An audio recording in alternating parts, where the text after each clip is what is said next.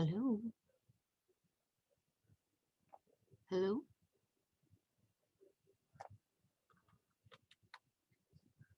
Hello?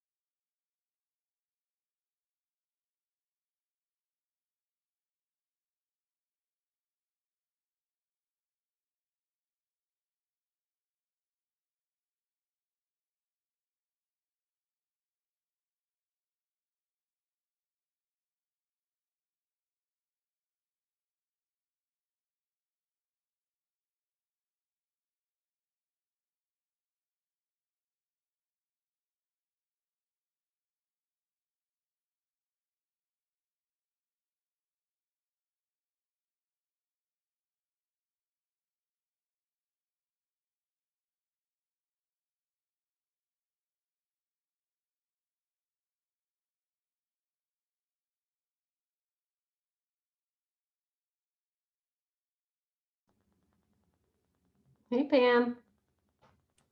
Hey, how are you? Good. I better shut my window. It glares on me. There we go. I don't. I got to get my back window.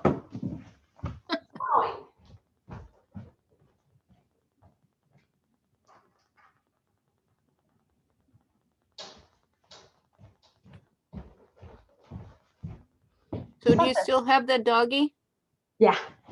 Sure, he'll come let me know at like 1:30 that he wants to eat. So I had to take my dog to the vet. I thought she had a stroke. Oh my gosh, how scary. I know, because she was just weird. She was like crossing her legs walking. She wasn't turning a certain way. And Oh my gosh. I know. So I took a personal day yesterday, but it ended up that I think the balance was off because she has a severe ear infection. Like they couldn't even see her eardrum in one ear. That makes sense. And then it took her like equilibrium off. Yeah. But she also had some nerve issues. And so she's on gabapentin, which is a pain medication. And then Oh we my have to give God. her eardrops. It's like crazy. It's only $500. Do you have that pet insurance? No, if I had have known what I know now, I certainly would have got. Yeah. Because I know you guys, your pet's childlike, right? So, Yeah. and that's all that's in the house these days. Oh man, she's been, yeah. Anyway, back to our workshop.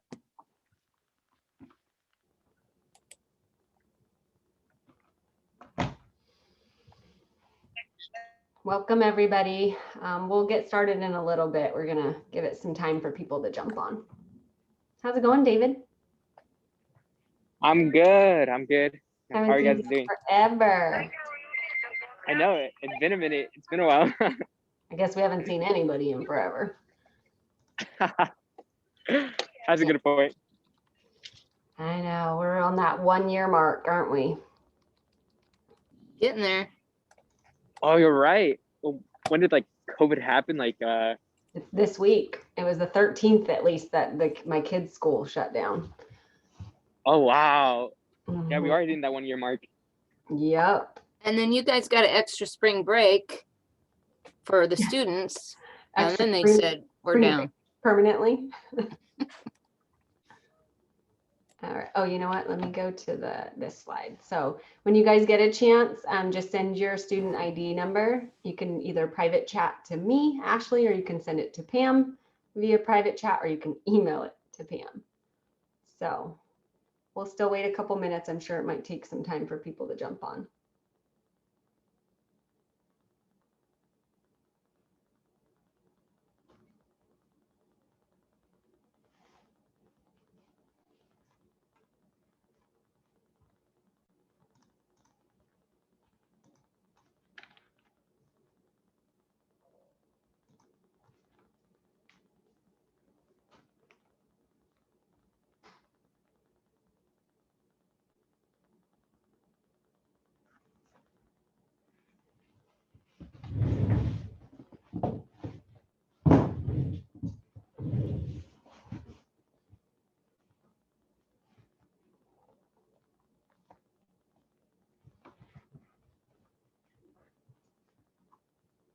All right. If you haven't sent your student ID number, just make sure you do that. Again, you can private chat to me, Ashley Brackett, or you can send it to Pam Story. She's on here, private chat, or you can email Pam. And that's just for our attendance records. I'm going to go ahead and get started because financial aid is, there's a lot to cover. So you make sure you're in the right place. We're talking about financial aid and more focused on after transfer. So this workshop in the spring is really geared towards those who have already applied and maybe have already found out what universities they might be going to. But if you're not in that situation, this is perfectly fine for you to be here. It's so good to start early to start thinking about financial aid. So just keep that in mind. This information you can hear over and over and super early on. So, and this is being recorded, so feel free to keep your faces off if you want to, although we love to see faces, no problem there. And then if you have any questions, definitely feel free to throw them in the chat as I go along, or you can always unmute yourself, raise your hand, and we can call on you that way too. And we'll have plenty of time at the end. We set aside an hour and a half for this because if you have individual questions at the end, I'll be around to answer those. Like if you want to have me look at your financial aid with you, like let's say that it's in one of the portals and you want to look at it, or you have specific questions, I'm going to be around until 1:30 to be able to answer questions. I'm trying to remember what time it is. All right, so I'm going to go ahead and get started. Let me make sure. Whoops. All right, so okay. Well, we're going to be talking about understanding your financial aid, obviously, and amongst other things. But in this first part, just, how is your award determined? I know financial aid can be a really confusing thing. It sometimes still confuses me. I'm by no means a financial aid expert, and I should have mentioned that. My name is Ashley Brackett. I'm a counselor in our University Transfer Center. That's who's speaking today. But I do know a lot about the financial aid process, because of counseling, but I went through it at one point too. I was a transfer student, transferred to UC Santa Barbara from Santa Monica City College. So I've gone through all of this, the financial aid process, and I'm sure it's changed a lot since then too. But finding out, how it's determined and what, it can be confusing. Like, what do I accept? What do I not accept? How do I know if it's enough money to cover, what it's going to cost? So those are the kinds of things that we're going to make sure that we cover today. And if, again, you have any individual questions, because I know a lot of times it comes down to your unique situation, we'll have plenty of time to answer that. That's a really bright screen. So how is your award determined? So it's taking the cost of attendance. So It could be different, right? What your award will be depending on the campuses that you're applying to, because the cost of attendance can be different. So fees, any other educational expenses that throw in there. So they're even taking into account housing, right? Books and supplies, all of that. What does it cost to go to college? Taking away your expected family contribution. So you'll hear that referred to as your EFC. And you'll see that in your FAFSA or your DREAM Act. So when you fill out, so it's really important, we'll talk about it many times today, the FAFSA or DREAM Act, filling that out, because that's how they determine your financial aid. And then so the cost of attendance, COA, minus the EFC is the award that you're given. And then that award is given in a number of ways, which we'll go over today. But that's basically how they're determining. I don't know, how the federal government comes up with their numbers. I'm sure a lot of it has to do with thresholds, and they change every year because it's thresholds of poverty levels and inflation, right? It takes all that into account, I'm sure. But I don't know the nitty-gritty details of that, but there's a number that they're looking for in your EFC, and then that determines need. And I should say everybody's EFC might be slightly different, because maybe you're a household of 7 people compared to, of course, a household of 2 or 3 people. And it also looks at who's in college, like, right, who's has educational expenses. So that will come into play as well, amongst other things. So your EFC is going to be dependent on whether you're independent or dependent.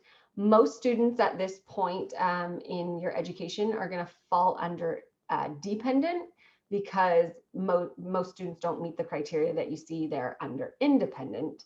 But we do have students who are married, obviously, have children of their own, or over the age of 24. And I actually should mention for that, if you're going to be turning 24 at any point in the fall, if you're transferring this year, or like this year's FAFSA, right? You're filling it out for the 21-22 year.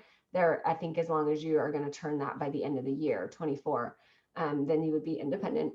If you're veteran, active military, or if you've ever been an orphan, foster youth, or ward of the court. If none of that if you don't meet any of that criteria, then you're going to automatically fall under dependent.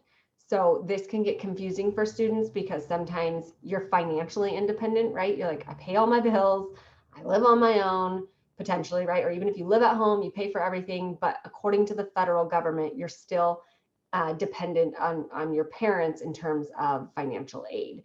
So they're going to be looking at your parents' taxes and yours, not just your taxes. So that, I know, can make a pretty big difference for financial aid. So keep that in mind, because that can get really confusing, that dependent and independent.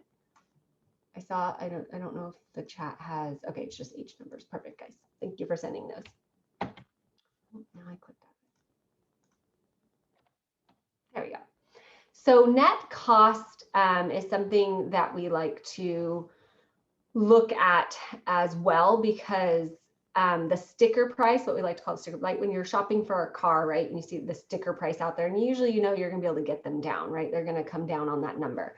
Education is that way too, not because you're negotiating, but just because your aid, your financial aid, is going to offset what that price tag looks like. So this visual is really nice way to display that. So a 4-year college might have a sticker price. It's going to say it costs $35,000, let's say, to attend for a year or for 2 years, whatever. Usually you'll see price of your education per year. So if you look at a website, it's going to show what are your estimated costs, and it's going to be based on a year. So that's the published tuitions and fees. But then once you fill out your financial aid, your FAFSA or your DREAM Act, you're going to be offered some different financial aid. And so that is what then we deduct that, right? Because even though it's $35,000, they're saying now we're going to offer you, and let's say in grants and scholarships, potentially, it could even be loans, although loans, obviously you have to pay back, so that's a little bit different. But right there, what we're going to offer to help you pay for your costs. And so really the difference, what is going to come out of your pocket that you have to pay on your own, could end up being $20,000 in this situation. And this is just an example. Everybody, numbers can be very different depending. I've had students get the whole thing covered by financial aid. I've had students have only a little bit, and then, have to work and offset some of the costs. And we'll talk about how to offset costs in other ways too, because prices can vary too on different things. So that's what your family, and that expected family contribution is not necessarily what your parents or what you expect your parents to pay, although that would be nice, right? If you're going to have family that's going to help kick in and help. But they're saying in general, this is what you have to pay, wherever you get that from. And when you're a dependent status, then they're expecting that your parents help pay for some of that, whether that's with their own out of pocket or whether they're taking out loans or whatever. That's kind of how they see it. We know not every situation works perfectly like that, but that's essentially what the government is saying, how the financial aid works.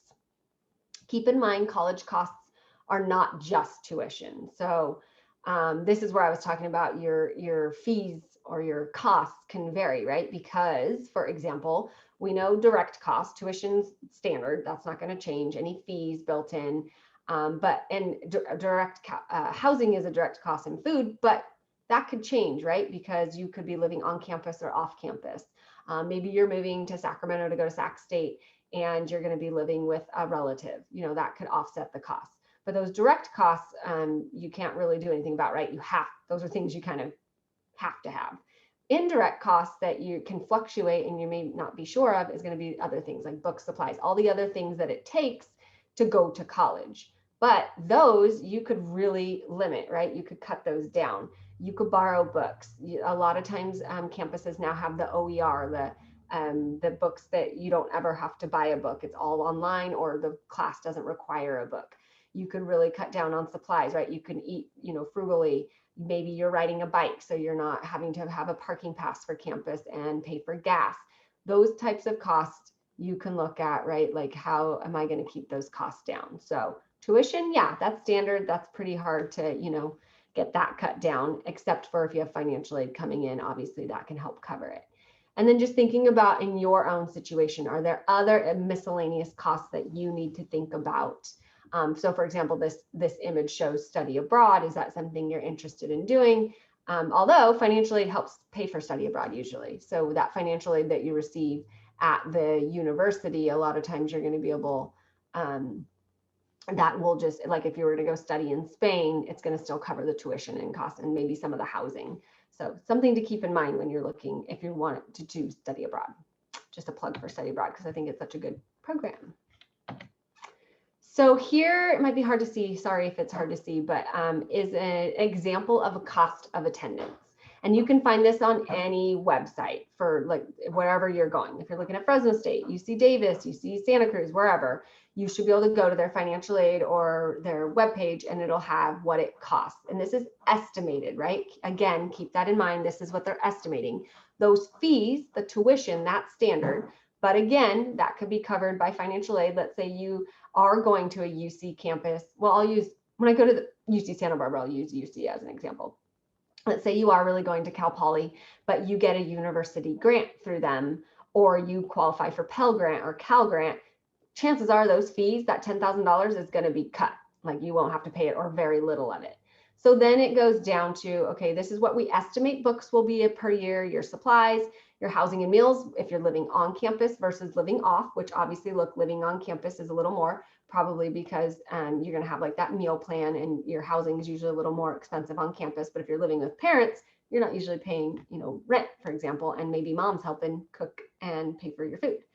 And then transportation, this is just all estimated. So those totals at the bottom could be very different if you were to cut those middle costs. The tuition we know is going to be pretty standard. And again, could be covered by financial aid, but all those other costs can fluctuate. So this is how they'll determine your financial aid though. They're going to say at Cal Poly, living on campus, it's going to cost you almost $29,000.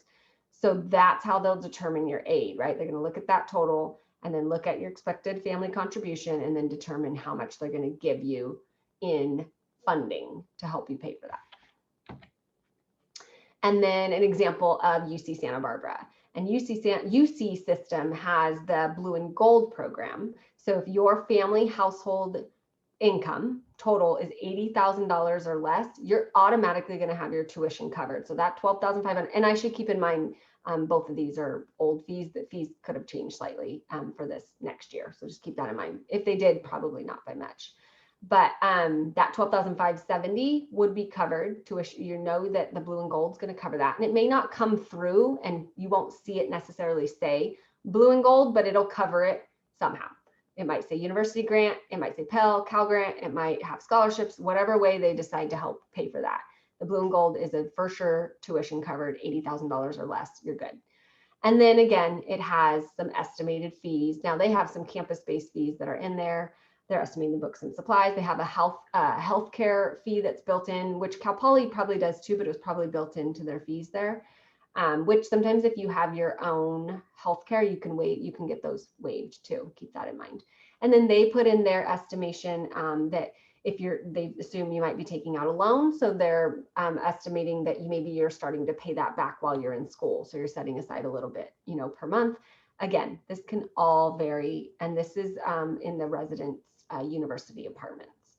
So again, that $32,000, not necessarily what you would be paying out of pocket. Yeah, there probably are some students who don't qualify for anything because their parents make way too much money, or maybe you do, but majority of students are going to qualify for something in there. Any questions about just kind of looking at the cost of attendance and how the financial aid breakdown works before I move on? Cool. Feel free to break in and ask if you have questions. So next we'll go through the different types of aid. This is from fall. So the scholarship, of course, is closed, but that doesn't mean there's not other scholarships out there. So grants, of course, is the top priority because that's your free money. That's money you're never going to have to pay back. Then you have federal work study, scholarships, and loans. So we'll go through each of those. In the grants, the two, of course, most common in California, you're going to see is the Pell Grant and then the Cal Grant. And you may have already been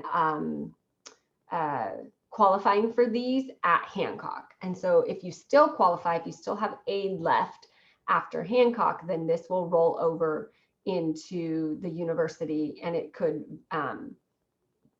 alter, right? Because it's usually based on what it costs to go to that campus. So those are the two common grants there. And then they have an SEOG supplemental educational opportunity grant, and that's going to be based on income, whether or not you qualify for that. And then they have the grant, of course, A and B. So the Cal grant, there's an entitlement grant. So if you, based on income, like you qualify because you're entitled, you need the money. And then they also have competitive based off of GPA. And then you can ignore the Cal Grant C. I think that's the community college one. And then, as I mentioned, they have the UC Blue and Gold. That's the $80,000 or less. But if your family is between the 80, like 81,000, and I want to say it's 120 or 150, they have middle class scholarships too that you could qualify for. So the UC really tries to make sure that you can qualify for a lot of aid. Does someone have a question? Yeah, I have a question. So I already got my financial aid packet from Humboldt. One of the ones on here, I'm not sure what it is. It's the Educational Opportunity Grant. Would you know what that is? Is that? I want to say that one's tied to EOP. No, I'm not entirely sure, but it is income based. Did it say how much it was giving you? $500. Yeah, I always forget what this one is, but I think it's just one of those extra. Did you qualify for other grants on there? Yes, I have the Pell Grant and then the State University Grant. I asked yesterday in the transfer thing, but so that State University Grant, is that you either get that or the Cal Grant? Usually, yeah. So that's the other thing when it comes to sometimes the grants are basically there to cover tuition. And so sometimes you only get one or the other. That's how it happened with me too. My dad's a veteran and I qualified for benefits based off of that. And I had to pick one or the other, either the Cal Grant and it basically, they were almost the same because they covered that tuition. So a lot of times, yes, they kind of compete with each other. Okay. And then the Cal Grant comes in a little bit later. Yeah, or maybe you got the university grant. So that one might be replacing the Cal Grant. Okay. But yes, sometimes you're right. That's just a preliminary. And then when everything kind of shakes down, you'll get a final kind of version of your financial aid. Okay. Sounds good. Thank you. Yeah, but that sounds like pretty good aid that you got there. Any other questions? There is one in the chat. You put your Cal Grant on hold, yes. So it should automatically, for when you're transferring this year, it should automatically pick it up. But I would talk to the financial aid office just to make sure. But when you fill out your FAFSA or your DREAM Act and you indicate that you're transferring and because you're putting universities in there, it should automatically reactivate it. So when you receive your financial aid packages or information in your portals, it should be there. But if it's not, definitely follow up. But it should be an automatic. I did that too. I had my Cal Grant on hold, but then I ended up the veterans money was a little bit more, so we went with that one over the Cal Grant. Okay. Federal work study. And some of you may have been doing this also at Hancock because this is offered at the community college as well. And basically what it is a partnership with the federal government. So you do have to qualify for federal funds to be able to do this. And basically it will offer you up to 20 hours a week of work on campus. And then obviously you get paid for that. And that's helping supplement, what your costs may be. The cool thing with the federal work study is that money earned doesn't hurt you for that taxable income in the next year or go against you for financial aid the next year where a regular job would, right? Let's say that you ended up making more money this year in a regular job, and then that puts you out of the threshold of qualifying for one of the grants, for example. Your federal work study would not do that to you. So that's kind of the beauty of that too. And then somebody asked really quick, because I see a question in there, do CSUs have similar to the UC Blue and Gold? And they don't, unfortunately. But you heard Daniel talking about how he qualified for a university grant. And a lot of campuses have that, where they have their own individual grants that they give out from their campus. But yeah, unfortunately, the CSU doesn't have that cool blue and gold program. Love that about the UC. And then someone has to leave for work, and the recording, Pam, is going to be on the website, right? Yes, I'm recording this. Yeah, and we have one from the fall already that can be put up there as well. So the other cool thing with federal work study, of course, is you're working on campus. So they're going to work with you. I know when we've had students working in the transfer center, we get their school schedule first, and then we work their schedule around that. We understand, right? School comes first. So if you have a test coming up, if we need to be flexible with your schedule, that's cool. The great thing of it. And of course, you're at the university, you're on campus. So you can go to work, go to class, go back to work. I mean, COVID obviously has disrupted a little bit of that, but normally, you're right there on campus, which is really nice. And so you have that, you're already meeting people on campus, you're networking, you're building connections. You probably could find other jobs right through that job on campus. And I will say a lot of on-campus locations love to hire federal work study students because it helps. Like if our budget's really low, we know, oh, the government's going to help pay, for this worker in our office. And so that's a big plus for people. Yeah. For the work study, when you do the FAFSA, you tick a box for it. When are you told if you get the work study or you get a job? Or so it should be when you see the financial aid, it will let you know if you qualify for federal work study. And then you probably have to follow up with the camp. I don't know. Every campus might be slightly different in how they do it. But it'll show that you qualify for it, and then you probably have to work with the campus, right? On, because you still have to apply, right, and get hired for a job. It doesn't mean that you're automatically, given a particular spot. Pam, how does it normally work here at Hancock when you have federal work study students? So I used to be part-time job placement back in the day. And so they do qualify, they do select the box, like you mentioned. Most of the time they have to be actively seeking the job. They would either go to a career center or a job placement. And like Ashley mentioned, it's really beneficial to the department you're working at if you qualify for federal work study. And additionally, you may still get extra money because it's supplementing their budget. You know what I'm saying? Exactly. So you're more sought after for sure as a federal work study student. But I would definitely connect with their career center or job placement or whatever it is, because it's different, like Ashley said, for each university, what the title of the program is. Yeah. Okay. I see the question in the chat someone sent me privately, I will make sure I answer that later. And then David has his hands raised, so go for it, David. Okay, so speaking of federal work study, so I qualified for it, but I actually never I don't think I ever used it, and I do work on campus. So my question is, does that mean or in this case, Hancock would have to pay me X amount of money, or how would that No, with federal work study, it's like you come use into it, play?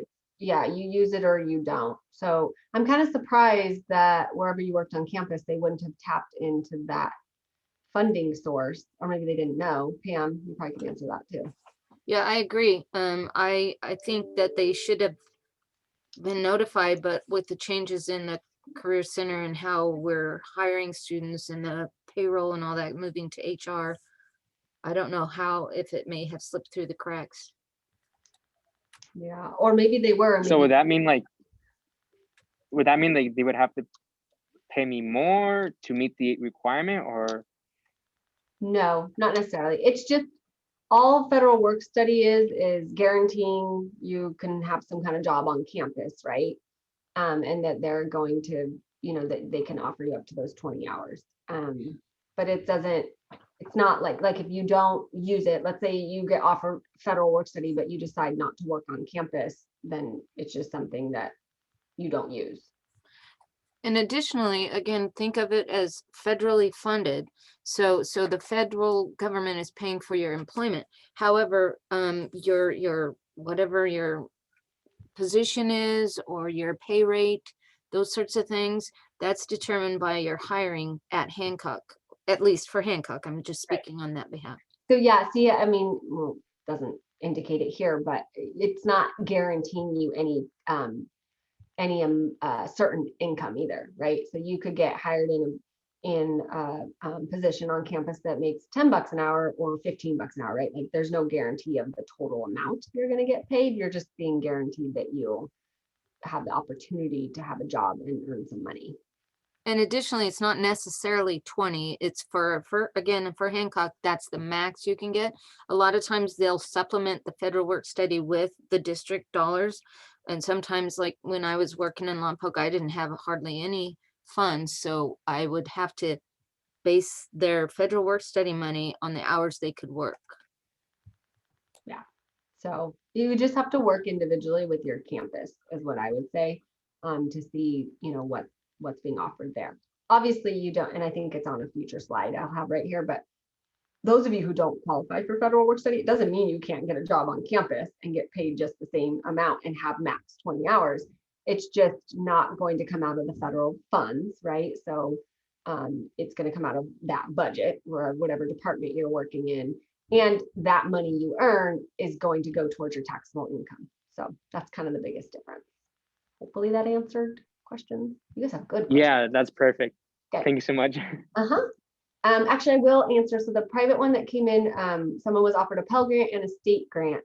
And then they were wondering if that's the Cal Grant they put on hold. No, I don't believe so, unless that campus is calling the Cal Grant a state grant, but usually it's not, but maybe unless they change terminology, might be beneficial to contact the financial aid office at that university and just double check. But no, usually there's 3 kinds: Pell Grants, and then it could be the university grant. And I think that's what that state grant is for the CSUs. And then there's the Cal Grant. It could be that they offered you the state grant in place of the Cal Grant, or like we were talking about, the Cal Grant hasn't shown up there yet because it can take time. Because that one usually has the GPA verification and it might take a while for that one to show up. So, but when in doubt, I would say contact the financial aid department.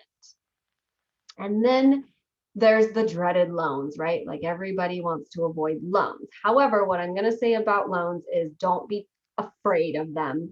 Obviously, this is your last choice. We don't want you taking more loans than you have to, but sometimes you do have to take a loan to help to cover the cost of your education, and that's okay. Don't let that, be a super negative thing. Think of it as an investment, right? This is an investment in your future, and you can be really smart with how much you take out or how you choose to spread it out. Maximizing all of the free money as much as possible, working outside of your education to help supplement costs, saving money now, right? Whatever you can do. But if you have to throw a loan or two in there, that's okay. Don't let it, deter you from going to college.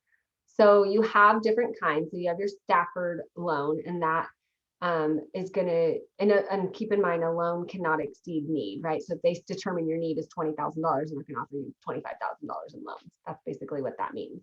And you have two kinds that you'll see common: a subsidized loan and an unsubsidized loan. And the biggest difference is the subsidized is going to be like if you have a greater need. So they're going to be the subsidized because the federal government is going to pay the interest while you're in school and up to 6 months after. And that's huge. Let me tell you, I took out loans in graduate school. I only took a $5,000 one in my undergrad and paid that off kind of quickly, but I took more in graduate school, more than I wish I would have. Let me tell you, I wish I would have managed my money better. And interest accumulates so fast. So if you can get those subsidized and that interest is being paid for by the federal government, that's so nice. It's huge. And as you saw in UC Santa Barbara's estimated costs, it had like those loan fees. You can start just plugging away little by little while you're in school, just putting a little bit of money on your loans at a time. I can't tell you how much that will help too. And then you have the unsubsidized loans. So that's going to be less of a need, right? Like you don't have to have a financial need showing based off of your FAFSA and DREAM Act to qualify. So usually these are going to, depending on your need, you might see more of this and less of the other, or vice versa, but you're paying the interest, which again, not a huge deal. Just keep in mind how much of that you're taking out and be, prepared. You want to try to start paying them off as soon as possible. I kept deferring my loans because I only got a part-time job when I first graduated, and I wish I would have just started paying little bits on it to not make them last so long. It felt like forever before I paid them off. And then, and if interest isn't paid while in school, then it's added to the principal, right? That's why I'm saying try to pay at least the interest while you're in school, so that when you get out, that lump sum is not going to be added to the top. It just feels like it's very daunting when that happens. Daniel, did you have a question? Yeah, so about the loans, you contact the financial aid department of the college you want to go to get the loans? Well, they would be offered usually in your financial aid package if it's part of like all of the aid that they're going to offer you. If you're not seeing any in there, then they probably didn't see a need. They're saying they're covering all the costs with all the aid they offered you. So yeah, you think, is it a all or nothing kind of thing? Because on mine, for example, it gives me 5,000 subsidized, 5,000 unsubsidized. Mhm. Like, is there a way to only take out, say, 2,000 from subsidized, or is it you have to take out the whole thing? No, not usually, but that's okay. You can take the full thing, right? And then set aside, let's say you only need the 2,000, right? Take that 3,000 and pay it right back. Or, you know what I mean? Yeah. Or hold on to it and then pay it, when you need to.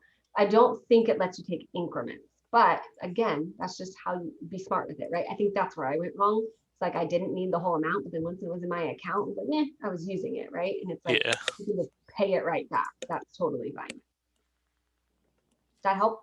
Yep. Thank you. Would this be some way to build your credit as well? I don't know if they are, yeah, because they were always in my credit report when I had them. So yeah, probably would. I don't know how big of a deal it would be. Right. And then additionally, once they get the, loan amount in their financial aid packet, there's forms they have to complete online, like a counseling or something like that, a financial. Yeah. See out at the bottom, this is what happens next. If I accept a loan offer, you usually have to go through what we call, what do they call it? It's loan counseling. I remember I had to like watch videos and like click through and say, yes, I agree, I accept, I understand that I am taking a loan out and I am expected to pay it back. And it gave me the terms, what my interest rate would be. It goes through all of that. And then once you accept them, the money will be distributed to you in one of a couple ways. I don't know, how every campus is doing it these days, but when I was in graduate school, I just gave my bank account number and it deposited, right? Like a paycheck in all at once, or and the loans, usually once they're offered, they're sitting there. So I was in like fall quarter, and then by winter quarter, and I didn't take all my loans out. And by winter quarter, I realized I needed still some of the money. So then I was able to take out the next, bit of the loan that was still sitting there. So that's an option too. You don't always have to take everything all at once. But yeah, you have to go through the loan counseling, make sure you understand everything, and then it will distribute that money. Usually it'll have a distribution date that's usually right before the quarter or the semester will start. It's not like you get it way early on. It just kind of depends on your campus and when they distribute that money. Okay, so federal Perkins loans. So this is like high need. Students are going to get this. Not every school offers these, so you won't see it everywhere. They're usually lower interest rates, and interest rates do vary. So like this year to next year, right? The interest rates, even school loans, are going to vary. And then you don't have to pay interest while you're in school. So obviously another good one, kind of like that, subsidized a little bit.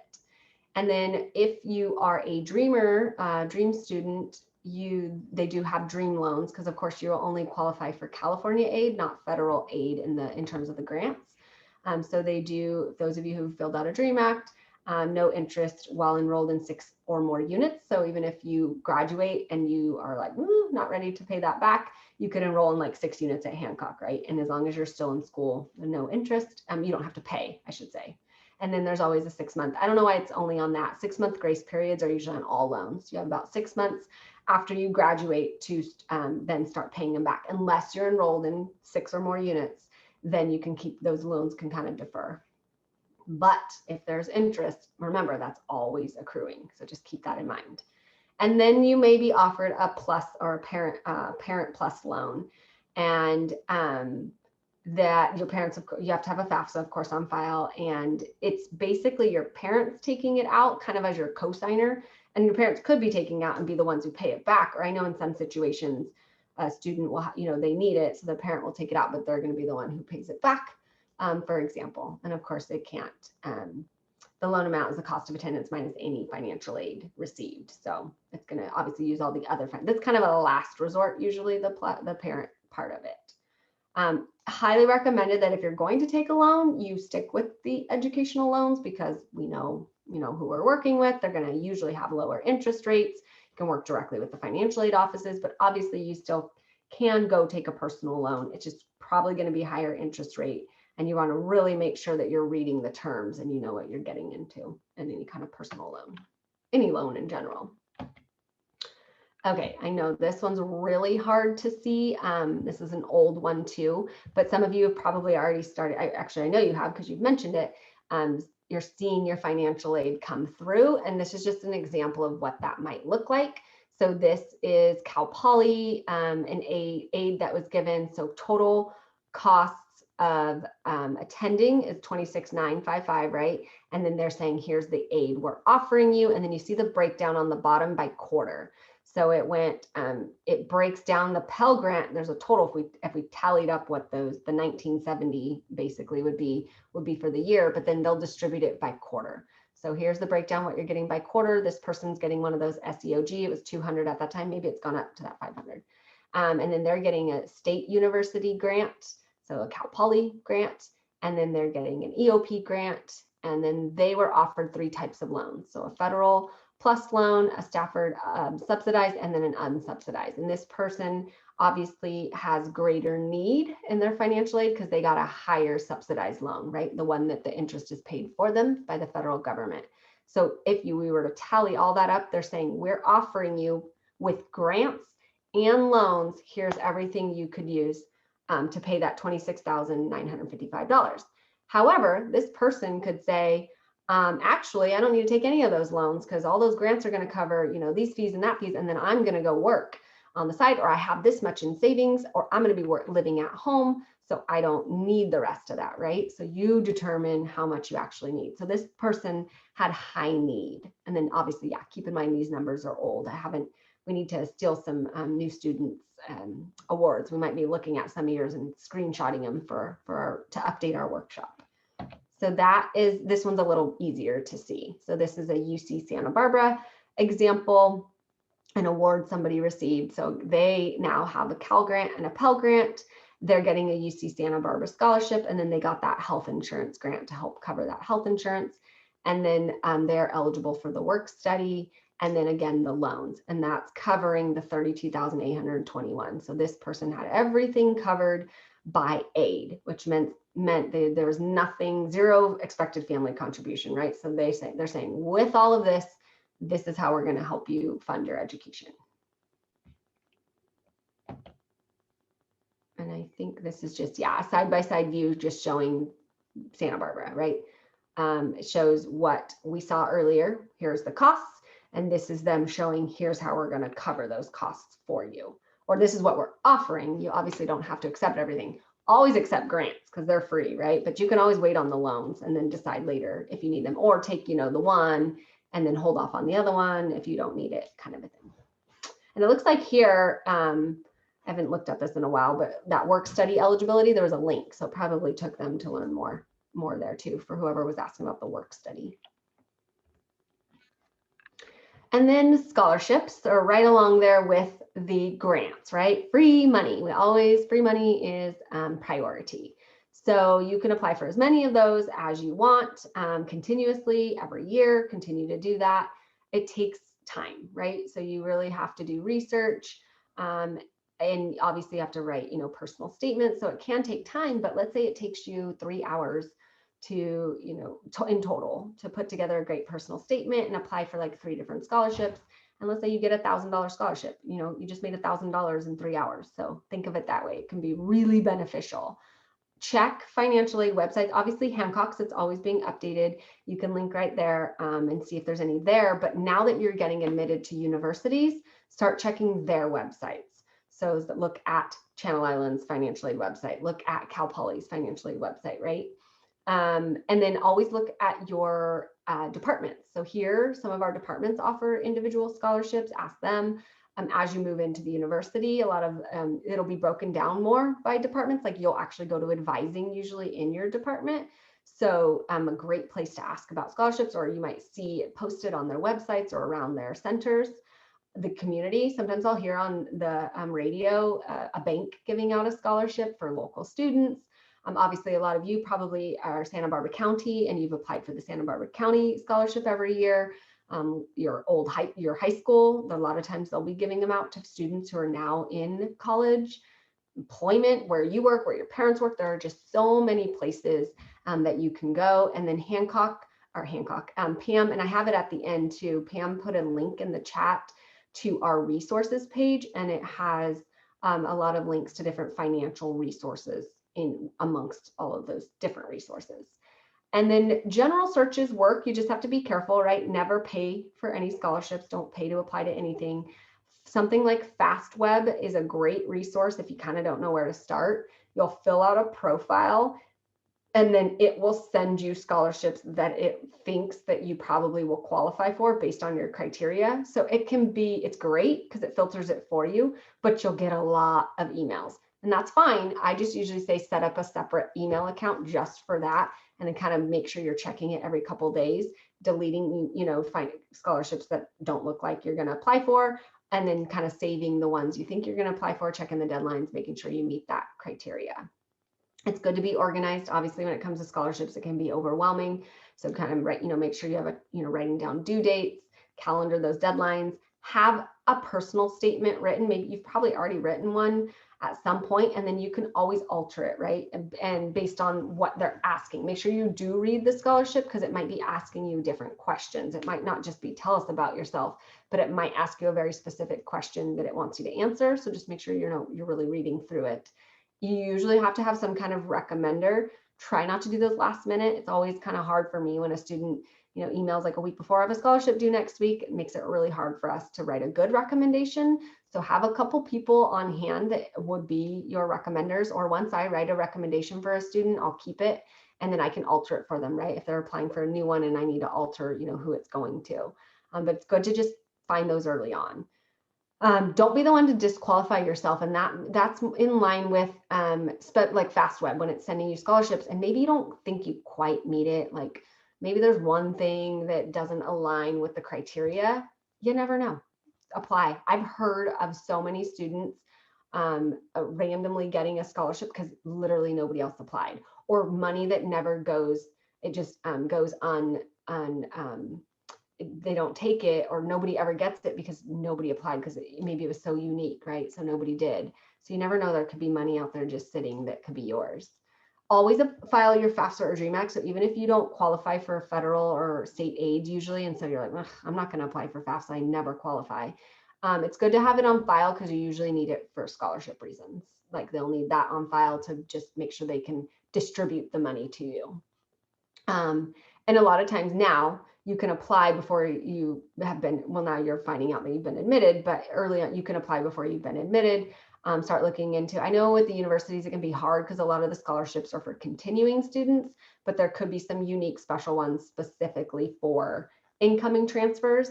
The UCs, remember if you applied to UC, it was built into the application. So when you receive your financial aid from them, from the UC system, you might see a scholarship in there because remember they used your personal insight questions and you filled out that kind of scholarship section. So there could be scholarships that are already awarded to you in the UC system. CSU doesn't have a blanket thing like that, so you would apply separate.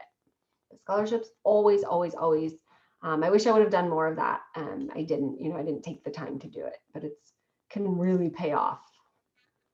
For our AB 540 students, I mentioned it already, but you may be eligible for the state aid, right, by filing the DREAM Act. And then the aid that's available would be the Cal Grant, so the A and B, so just not the Pell Grant, basically. EOP grants are open to our AB 540 students. The universities can choose to offer you that. So a lot of times we'll see that in the UC system, offering that state university grant if they can't give them the Pell Grant, and that will cover tuition. And then there's different scholarships, and this PowerPoint is posted on our website, or it will be if it's not, and you can click there and go to the MALDEF, and that has website, and it has a lot of the Dreamer scholarships there. Again, you can search in the same places that everybody else is searching. You just have to make sure that that you qualify based on state standards. And then you can do private loans. Like I was mentioning earlier, just be careful again of those, but there's that dream loan that I mentioned. And then make sure you're getting the in-state tuition. I see this happen a lot right now. Well, students will get their financial aid and it's charging them really expensive, like their fees look double what an in-state resident looks like. And that just means they got it wrong, right? They need you to file that non-resident exemption request, which you probably have already had sent to you. I've had a lot of students asking me to check them over for them already. And that will put you back into the AB 540 status. So you're going to be under the California state fees. Otherwise, it's making it look like you're an out-of-state applicant. So if you see really high fees, that's why. So you just have to file that non-resident exemption request, and usually you can fill out one and then just change it to each of your universities and send them off that way.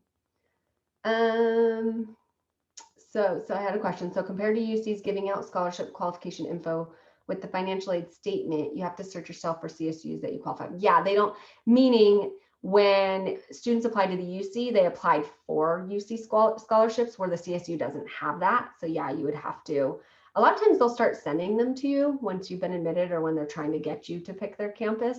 Their financial aid offices might be sending them out or their admissions offices, but I would go directly to their financial aid websites and kind of just see what kind of scholarships they might have for incoming transfers.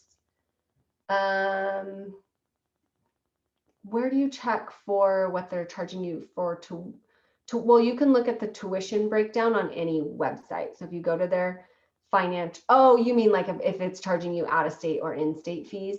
Yes, it should be in your financial aid. So you might have to go look at that, but you would know, like you wouldn't be qualifying for a bunch of aid if it was, I mean, you could qualify, but it would make it look like you owe a lot of money because the out-of-state fees are so high. But it should show you, there should be a place to see what it's charging you, kind of how I was showing that comparison of UC Santa Barbara. It should show you somewhere. Usually you can click in and it will take you to like a worksheet that shows what the fees are and then what they're covering for you, but it should show it there. Highly recommend at this point, if you have not already been doing so, to create a budget, especially as you're kind of breaking down and deciding, where you're going to picking your universities. Obviously, finances probably play a big part of that. We have on here, you can Google or you can download from our PowerPoint, this Mint student budget template, but everybody's different, right? I know now I have all my budgetings on an app on my phone. I use the Every Dollar app and I love it. And I just plug in stuff there, but there's you probably could Google a ton of budgeting apps for your phone. If you prefer phone, if you prefer paper, that's where this template can come in handy if you want to, use Excel or write it down. But really good idea to just start estimating what's it going to look like. Okay, my estimated fees, what my rent will be, my utilities, what my cost of college are going to be. Make sure you know that. And then what, if you're working, what's your income? And then obviously your financial aid award, break it down, by month if you need to, or by the semester if that's how you're going to be paying, just to kind of see, is it going to budget out? Does it look okay? Do I need to, do I need to get a job? Maybe I wasn't thinking of getting a job. Do I need to dip into my savings? Just really important to start that budget process now. It's really good for real world anyway. Really wish I would have learned budgeting early on too. In general, do UCs offer more financial aid and scholarships than CSUs? I want to say they do. I can't say that definitively, but in my experience, I've noticed that UCs tend to offer more, depending, right, based on need. But usually I'll see more offered from the UCs than the CSUs, but not, it's not always the case. It just really depends. Okay, so when you get that award, which sounds like a lot of you have, that's great. Just think about, what questions come to mind. You're asking really good ones here today. You'll want to know when that aid's going to come in. So if it doesn't show you, which usually it does, there'll be like a disbursement date, which again, usually is like a week before the semester or the quarter starts is usually when that will come in. If you have questions, contact the financial aid offices. And again, it's not our financial aid office. You'll be contacting your university's financial aid office. But usually that's somewhere there in the portal or on their website. So check there first. And sometimes you'll see it referred to as a refund. And basically the refund is the distribution of money, right? What they're going to be giving you. You'll want to know how you're going to get it. Is it going to come? I don't think anymore it comes in a check, but that might be an option. Is it going to come in a check? Do they have like a bank card like Hancock has, and it's going to go into like an ATM card and then you can pull money out? Or is it going to drop right into your account? Make sure you know these things. Usually if you're receiving like a state grant or Cal Grant, whatever kind of grants that cover the tuition, a lot of times it'll automatically take that money, right? It'll just pay your tuition and then whatever's left over, then it's going to distribute to you. But usually that happens first. Like it'll just make sure that that's funded. Make sure there aren't delays. So make sure your FAFSA or DREAM Act are always by March 2nd, but up to date. If there's any information missing, like you had to log back into your FAFSA to fix something, do that early. And then if the financial aid office is asking you for any follow-up, so maybe they need verification of something, that's usually when students end up missing out on aid, or they're like, why isn't my aid coming through? They didn't realize, they didn't go in and see their checklist, right? And they were missing something. So just make sure any questions, you're just contacting the financial aid office or not accepting. So a lot of times students might think, oh, it's automatically done for me. But some campuses, you have to actually, just like you accept admissions, you have to go in and say, yes, I want this grant. Yes, I want this loan. And then it will process through. I had a question. It might be an obvious answer, but like with the disbursement of the funds, is there usually a big enough wiggle room to pay for like on-campus housing and classes and stuff like that? Yeah, well, obviously it depends on how much aid you're being offered. But yes, if you're in one of those situations where the aid they were offering you covered the estimated cost of attending there, yes, it's going to make sure, and it depends on how you indicated when you applied, whether you wanted on-campus or off-campus housing. So your financial aid is being offered to you based off of that, right? Like it could be offering it based on campus or off campus housing. So if you switch it, let's say you put on campus housing and then you decide to move off campus, it could alter your aid, right? And that they're offering you. But yes, if the disbursement, what they're saying, like, right, they break it all down. Here's your Cal Grant, here's your university grant, here's whatever's your loans are being offered to you. They're saying this is enough to cover everything: food, living, books, supplies, right? Like that's what they're saying it should be covering based off of what it costs to go to that campus. Okay. Yeah. And then you'd want to work, right? If you're going to be living on campus, you make sure you understand how that's going to work. Like that could be the same as your tuition, where it just automatically might go and pay for your housing expenses, right? Dispersed there. So just make sure you understand how your campus is going to be working all of that information too. Again, March 2nd, don't miss that deadline. It's so important when it comes to the university funding, because at the university level, funds can run out and do run out. So make sure you're always doing that by that March 2nd deadline every year. If you're planning on attending in the summer, financial aid is not always guaranteed for summer. So make sure you check with your financial aid office to see if that's included in your package. And if it's not, is that something you're gonna have to pay out of pocket? Just kind of figuring out how that works too, because it's usually just covering, or what you see in there is going to be the regular semesters or quarters, not the I shouldn't say winter, because quarters have winter. But if it was a semester system, not winter or summer.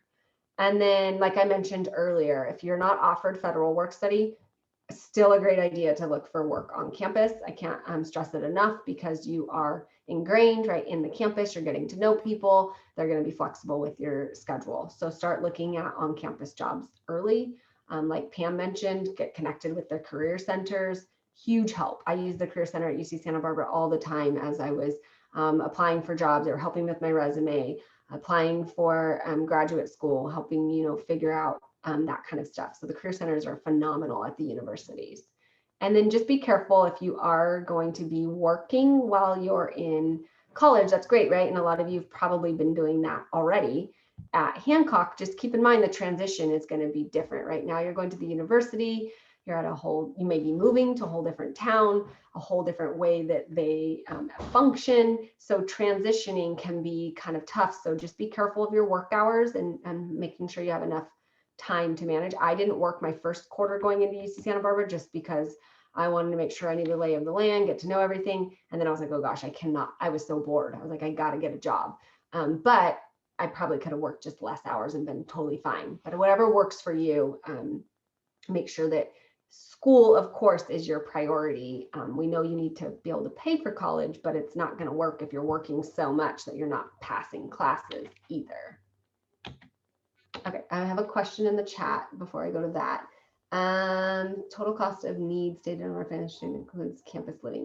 Yes, it should be whatever the total cost of need. Yes, it should be living expenses, depending on whether that's on or off campus. But yes, that total cost of attendance is taking into account everything, what it takes to go to college, transportation, books, supplies, food, everything like that. Personal expenses. Of course, it's on the lower level, right? They don't expect you to be out there buying a brand new car and going to concerts every weekend, right? I mean, it's a frugal, your college years should be frugal. It pays off though in the end, I promise. It's fun too, to kind of figure out how to eat on a budget. Okay, any other questions? And then that's the resource link to the transfer resources that Pam threw in the chat. Yeah, Pam, I'm reading them. Some of them are private, so I'm trying to read them, making sure there's not private information in them. But that last one was asking what the need, if the need stated on the financial aid award is covering living expenses as well. I mean, if there's private information, that's no problem. It's just sometimes the question's being answered, but I don't know what the question is. Yeah. And I don't know if students feel the same way. Sure, no problem. Any other questions?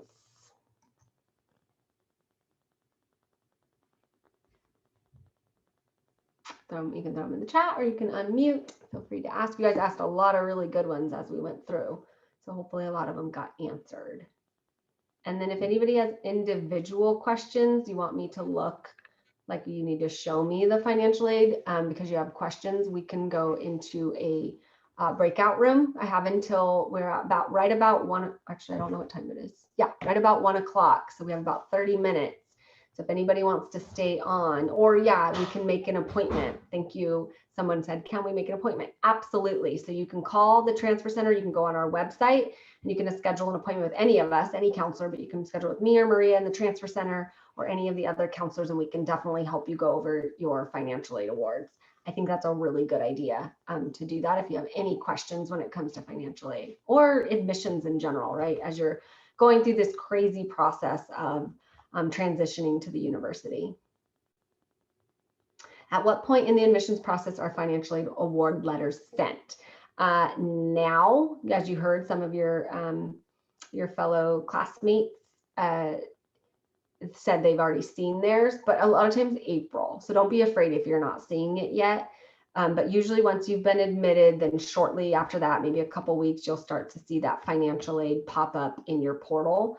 But April is a really popular time frame when you start to see the financial aid, because so for the CSU, usually you need to let them know by May 1st who you pick, right? Which campus you pick. And then for the UC, it's June 1st usually. So they want to have your financial aid in there before you make your decision, because a lot of you are comparing, right? You're going to look at who's offering me the best deal here to help me pick my university. So usually if you don't see it yet, not a big deal. But by April, you should be seeing the financial aid awards, and it's usually in your portal. So you'll go into your portal, click on the financial aid, view my award, and it will be there for the most part. Other questions?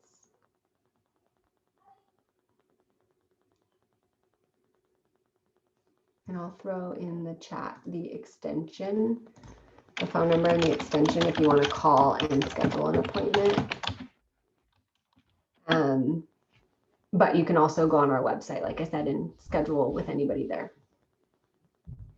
All right, I'm going to stay on if anybody has questions. Otherwise, thank you so much for attending. And before actually everybody leaves, since you all sound like your students who are transferring this year, make sure that when you, actually I'll do this, I'll go to the website.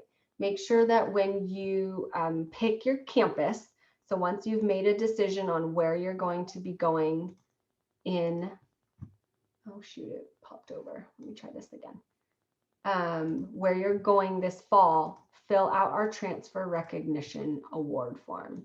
So if you go to the University Transfer Center, which you can get to here through the quick links, and then right here on the homepage, this lets us know where you've decided to attend in the fall. And then we'll make sure you're invited to the transfer celebration, which is going to be a drive-through celebration this year.